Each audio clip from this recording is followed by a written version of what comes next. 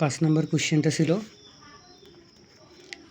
একটা লজিক বর্তনী দেওয়া ছিল, এখান থেকে মেনলি গ এবং ঘ নম্বর কোশ্চেন করছে। কথা ছিল রেজিস্টার কাকে বলে, ক নম্বর ছিল চলকের পূরকের মান এবং চলকের পূরকের মানের যোগফলের সমান, সেটাকে সত্যক সারণীর সাহায্যে দেখাইতে বলছিল।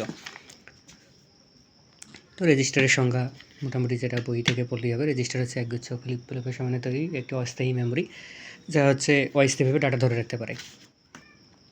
ক নম্বরে করার জন্য এরকম একটা ট্রুথ টেবিল তৈরি করে অ্যান্সার করতে হবে। মেনলি গ নাম্বার যেটা আছে এখানে বলছে উদ্দীপকের চিত্রের সাহায্যে উদ্দীপকের চিত্রের এফের মান বের করে সরল করো। তো প্রথমে চিত্রটা থেকে দেখতে হবে যে আউটপুটে কি আসতেছে। এখানে থেকে এক্স আসতেছে, এখান থেকে ওয়াই আসতেছে, যেহেতু এটা একটা নর গেট অর্থাৎ যোগ হয়ে বার হবে। আবার ঠিক একইভাবে এই ইনপুটটা এখানে পাঠাই দেওয়া হয়েছে, এখানে পাঠাই দেওয়া হয়েছে এবং এক্স এখান থেকে এখানে যাবে। নর্মালি এটা হবে এটার জন্য ইনপুট এবং এটা এখান থেকে ইনপুট, ফাইনাল আউটপুট হচ্ছে এইটা। এখন এইটাকে সরল করা লাগবে। সরল করার জন্য যে প্রসেস আছে, সবার উপরে যখন বার থাকে ডিমর্গানের সূত্র, প্লাস থাকলে গুণ হয় এবং বারটা দুইটা চলকের উপর দিয়ে দিতে হয়। একইভাবে এখানে অ্যাপ্লাই করার কারণে লাস্ট ফাইনাল রেজাল্ট আসবে এইটা, x bar Y plus x y bar, অর্থাৎ একটা এক্স অর গেট।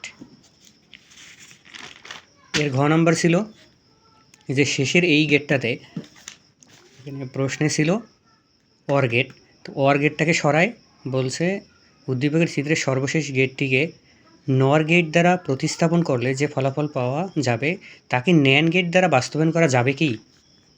তো এখানে আমরা যখন নর বসাই দিব সেক্ষেত্রে আউটপুটটা একটু আলাদা হবে।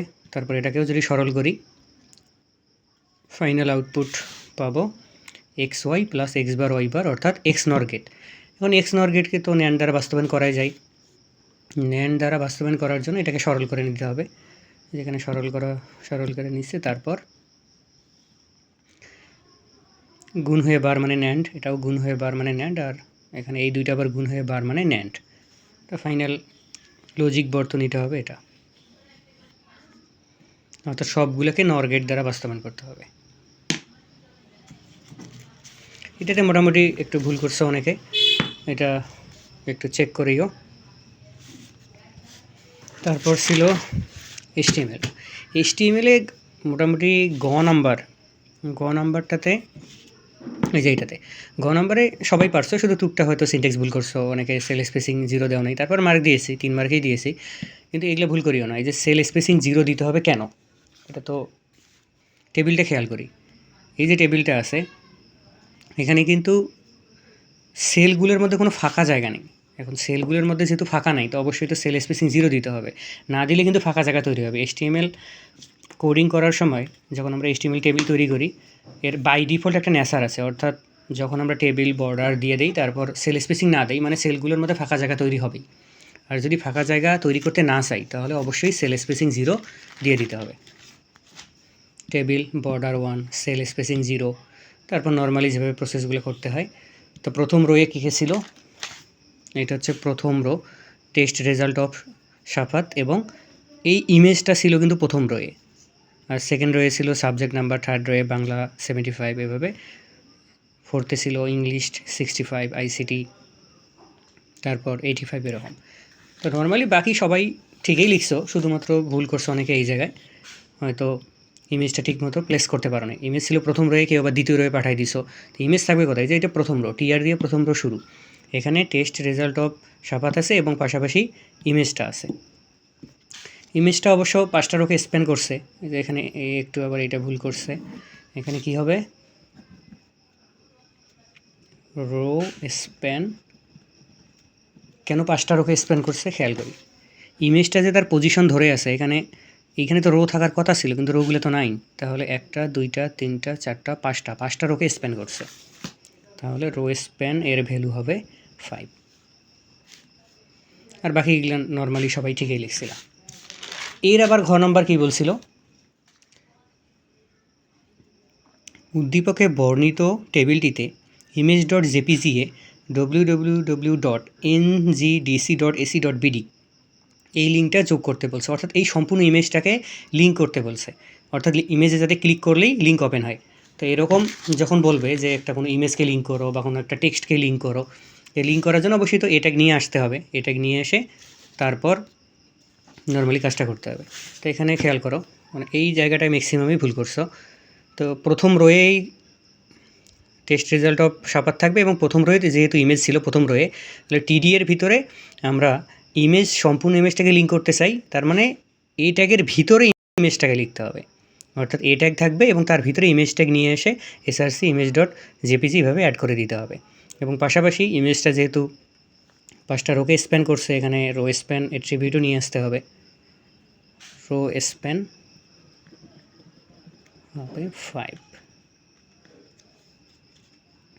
তো এই জায়গায় ভুল করছো সবাই, তাহলে আবার একটু দেখাই দিচ্ছি। এই টেস্ট রেজাল্ট অফ সাপাত এবং ইমেজটা ছিল প্রথম রোয়ে, এই ইমেজটাকেই লিঙ্ক করতে বলছে। তো ইমেজ সম্পূর্ণ ইমেজটাকে লিঙ্ক করতে বলছে, তার মানে এ ট্যাগের ভিতরে ইমেজ ট্যাগটাকে রাখতে হবে।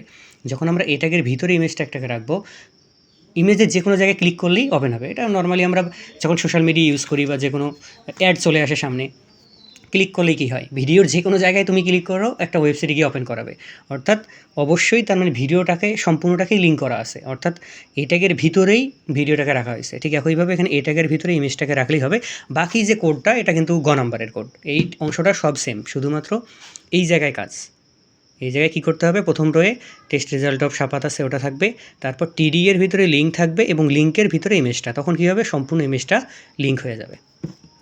ওকে, এটা ছিল 6 নম্বর কোশ্চেন। দেন প্রোগ্রামিংয়ের কোশ্চেন দুইটা আছে 7 নম্বর। 7 নম্বরে বলছে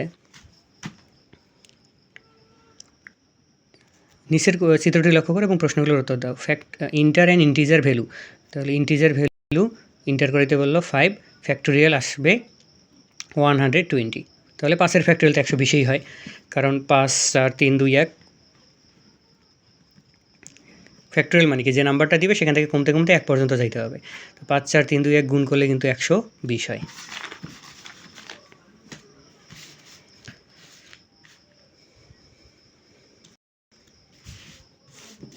আচ্ছা, গ নম্বরে বলছিল যে উদ্দীপকের যে প্রোগ্রামটা আছে তার জন্য একটা ফ্লোচার্ট তৈরি করো, অর্থাৎ ফ্যাক্টোরিয়াল বের করার ফ্লোচার্ট দেখাইতে বলছে।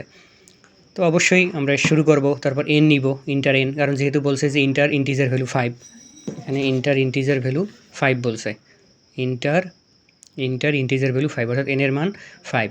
ইন্টার এন নিলাম, তারপর আই ইকুয়াল টু 1, ফ্যাক্টে যে 1 করে রাখলাম। এরপরে I less than equal N, কথাটা সত্য কিনা, যদি সত্য হয় তাহলে fact equal fact into I করো, অর্থাৎ ফ্যাক্টোরিয়াল বের করার জন্য এই প্রসেসে অবলম্বন করতে পারি। আবার অনেকে এভাবে করছো, অর্থাৎ ডিক্রিমেন্ট দিয়ে করছো, ওটাও রাইট। কেউ হয়তো আই ইকুয়াল এন থেকে শুরু করছো, আই ইকুয়াল এন থেকে শুরু করছো, দেন আবার সূত্র তো একই, fact equal fact into i এবং i equal to i minus 1, decrement দিয়ে করছো, সেক্ষেত্রে কন্ডিশন হবে আই গ্রেটার দেন ইকুয়াল 1, তখন কন্ডিশন হবে কিন্তু এইটা। আর যারা এভাবে করছো যে উল্টা দিক দিয়ে, অর্থাৎ 1 থেকে শুরু করে এন পর্যন্ত, সেটাও রাইট, এটাও ইউজ করলে হবে, অসুবিধা নেই। তাহলে ফ্যাক্টোরিয়াল বের করার জন্য এইটা হচ্ছে ফ্লোচার্ট। ঘ নাম্বার কী বলছে, উদ্দীপকের প্রোগ্রামটি ফর লুপের মাধ্যমে বাস্তবায়ন সম্ভব কিনা তা বলো। তাহলে ফর লুপ দ্বারা এই কোডটা লিখতে বলছে আর কি। তো কোড লিখতে গেলে কী করবো, হ্যাশ ইনক্লুড stdio.h দ্বারা শুরু করব, integer main function, second bracket দ্বারা শুরু, কী কী চলক লাগতেছে, আমার এন লাগবে, আই লাগবে, তারপর হচ্ছে ফ্যাক্টের ভ্যালু 1। আবার অনেকে চাইলে ইন্টিজার এন ইকুয়াল 5 দিয়েও করতে পারো, ইচ্ছা আর কি, যেভাবে শিখছো। Integer n comma i comma fact equal 1, printf enter and integer value, তারপরে ইন্টার অ্যান্ড ইন্টিজার ভ্যালু, এখানে ভ্যালু দেওয়ার দরকার নাই, এখানে ভ্যালু দেওয়া লাগবে না, এটা প্রোগ্রাম রান করার পরে। তারপর স্ক্যানএফে %d ডাবল কোটেশন কমা %n, অর্থাৎ এনকে আমরা ইনপুট হিসেবে নিব। মেনলি কাহিনী শুধু এতটুকু, ফর লুপ চালাই দিব, 1 থেকে শুরু করে এন পর্যন্ত চলবে, I equal to I plus 1, এক এক করে বাড়বে, অর্থাৎ 1, তারপর 2, তারপর 3, তারপর 4, তারপর 5 গুণ হবে, এই জন্য সূত্র fact equal fact star i. Then শেষে যখন কাজ শেষ হবে ফ্যাক্টোরিয়াল ইকুয়াল, ওরা কোশ্চেনে যেভাবে প্রিন্ট করে দেখাইছে, ওরা কিন্তু ফ্যাক্টোরিয়াল ইকুয়াল রাখছিল কোশ্চেনে, তখন আমাদের ওইভাবে লিখে দিতে হবে, এই যে ফ্যাক্টোরিয়াল ইকুয়াল রাখছিল কোশ্চেন। আবার স্ক্যানএপে কী রাখছিল, ইন্টার অ্যান্ড ইন্টিজার, এই জন্য তখন ইন্টার অ্যান্ড ইন্টিজার এভাবে রাখতে হবে আর কি। তো নর্মালি এখানে চলক ঘোষণা করা, দেন ফর লুপ চালাই দিয়ে কাজ করা। এখন যারা ডিক্রিমেন্ট দিয়ে করবা তাদের ক্ষেত্রে আই এর ভ্যালু শুরু হবে এন থেকে এবং কন্ডিশনটা হবে আই গ্রেটার দেন ইকুয়াল 1, আর তখন কমবে এক এক করে, তখন হবে আই ইকুয়াল আই মাইনাস 1। যে ডিক্রিমেন্ট দিয়ে করবা তার জন্য এটা আর যে ইনক্রিমেন্ট দিয়ে করবা তার জন্য এটা, দুইটাই রাইট। দেন শেষে বলে দিবা যে উক্ত প্রোগ্রামে n এর ভ্যালু 5 বসালে ফ্যাক্টোরিয়াল এর ভ্যালু 120 পাওয়া যাবে। এটা ছিল 7 নাম্বার। দেন 8 নাম্বার, চলক কি? চলকের সংজ্ঞাটা ভালো মতো কারও লেখা হয়নি, যদিও লিখছো নর্মালি ম্যাথের যে সংজ্ঞাটা লিখছো যে যার মান নির্দিষ্ট নয় পরিবর্তনশীল তাই চলক, এভাবে লিখছো। চলকের সংজ্ঞাটা মোটামুটি দেখিও আর কি ভালো করে, এটা ভালো করে দেখে যেটা আসলে ভালো হবে ওই সংজ্ঞা লিখিও।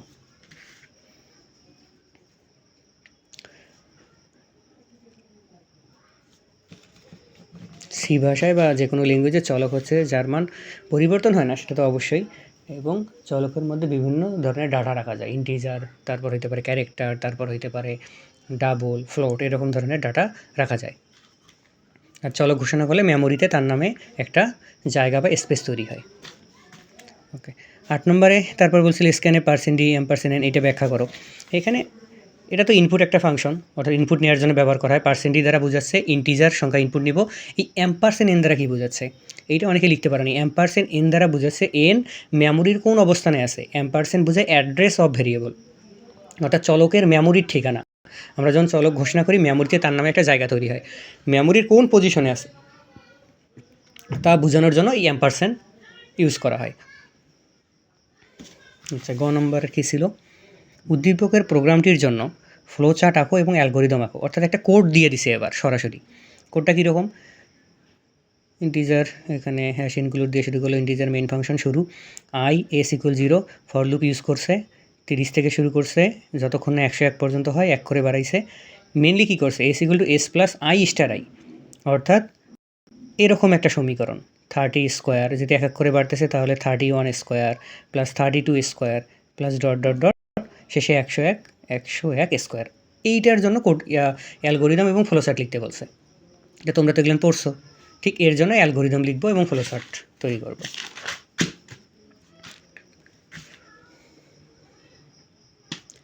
তো ইনপুট দিব কাকে?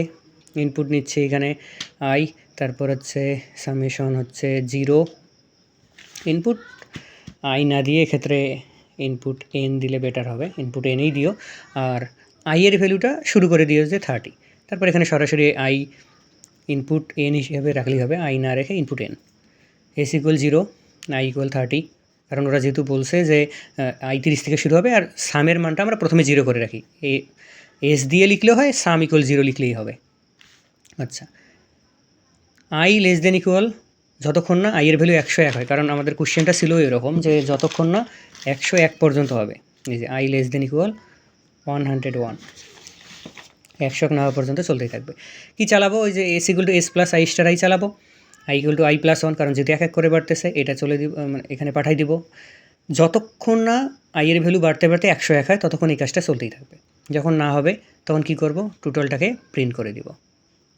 এটার ফ্লোচার্টটা আগে লিখতে বলছে, অ্যালগোরিদম পরে, চাইলে অ্যালগোরিদম আগে লিখতে পারো, ফ্লোচার্ট পরে লিখতে পারো, অসুবিধা নেই। তো প্রথমে কী হবে? শুরু করি বা শুরু ইনপুট হিসেবে n এর মান গ্রহণ করি, তারপর হচ্ছে i না n এর মান গ্রহণ করি এবং হচ্ছে n এর মানটা আমরা 30 নির্দিষ্ট করে লিখলেও হবে। আচ্ছা, তারপরে i= এখানে 30, s=0, i<= 101, তারপর হচ্ছে সবই সত্য হলে ধাপে 4-এ যাই। অর্থাৎ কী করবো আমরা?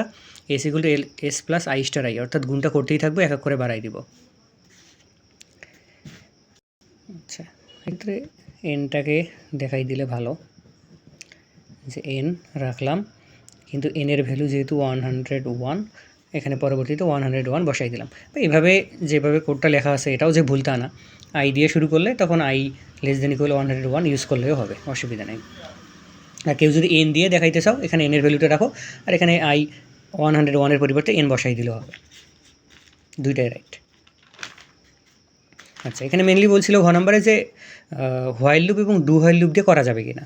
তো নর্মালি ডু লুপ দিয়ে কী করতে হয়? ডু দিয়ে শুরু করতে হয়, তার আগে ইনিশিয়ালাইজেশন লাগে, মানে কত থেকে শুরু হচ্ছে, আমাদের কোশ্চেনে কিন্তু 30 থেকে শুরু হচ্ছে। তারপর ডু দিয়ে সেকেন্ড ব্র্যাকেটের ভিতরে কী করতে চাচ্ছি আমরা? s=s+i*i, ওরা তো সমীকরণ দিয়েই দিছে, এবং কত করে বাড়তেছে সেটা এখানে রাখা লাগে। দেন হোয়াইল দিয়ে কন্ডিশন দেওয়া লাগে, তারপর টোটাল শেষে প্রিন্ট করে দেওয়া লাগবে। একইভাবে হোয়াইল লুপ দ্বারা যখন করব, ওই সেম প্রসেস, ইনিশিয়ালাইজেশন, হোয়াইল দিয়ে কন্ডিশন, তারপর ভিতরে S equal to S plus অর্থাৎ সূত্রটা এবং কত করে বাড়তেছে সেটা। শুধু ডু আর ডু হোয়াইলের ডিফারেন্সটা কি যে ডু এর পরে থাকে এবং শেষে হোয়াইল থাকে, আর হোয়াইলে কি আগেই কন্ডিশন থাকে, তারপর ভিতরে স্টেটমেন্টগুলো থাকে।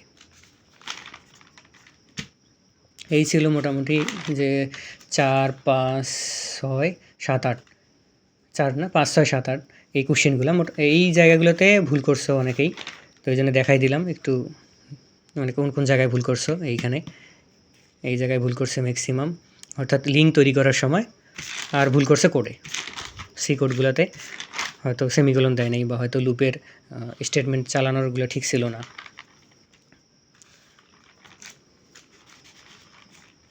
আচ্ছা, এ পর্যন্ত থাকুক। আর 1, 2, 3 নাম্বার কোশ্চেনের জন্য, অর্থাৎ 1 নাম্বার 2 নাম্বার অধ্যায় থেকে যে কোশ্চেনগুলো আসে এগুলো আবার আন্দাজি একটা করে দিলে হবে না, যে চাইছে তোমার একটা টেকনোলজি তুমি দিলে আর একটা টেকনোলজি, তখন কিন্তু মার্ক পাবা না। তো ওইগুলো কীভাবে অ্যান্সার করতে পারবা আসলে দেখে একটা ভিডিও করে দিব এখন।